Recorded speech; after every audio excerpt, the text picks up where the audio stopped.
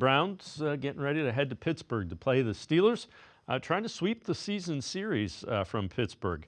Rich Eisen from the NFL Network, as well as the Rich Eisen Show.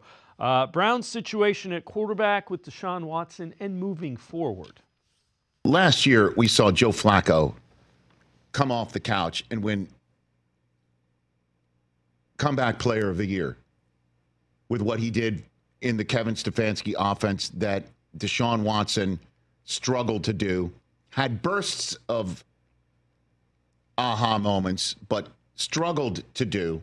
The offense was difficult to watch most of the time, and then an injury knocks him out for the rest of the season, forcing the Browns to find another quarterback, and they did, who showed the way. Then they show him the door. They welcome in Jameis Winston, and the same damn thing happens again.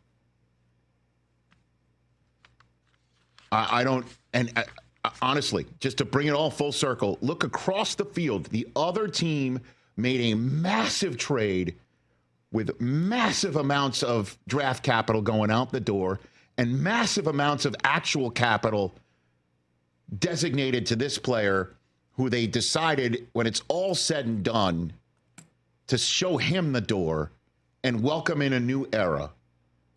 And they're 8-5, and they just beat the team that needs to find the same damn gumption. Let's welcome in Quincy Carrier, Untitled Unfiltered Browns coverage. So Quincy, he's obviously talking about Russell Wilson. The trade was the Broncos. That was after the Broncos game. Ironically, they faced Russell Wilson against the Steelers, and they're another team that's on the verge of making the playoffs.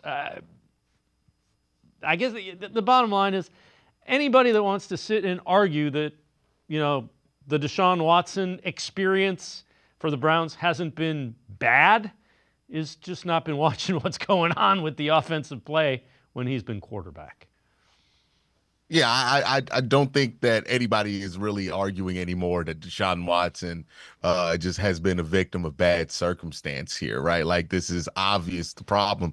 I mean, look, we don't even have to go back to Joe Flacco. Go back to not Jameis Winston, but Jacoby Brissett, who also was somebody who benefited greatly from being in Kevin Stefanski's system. So, yeah, there's just a whole lot of evidence to the contrary that Deshaun Watson is your best pass forward.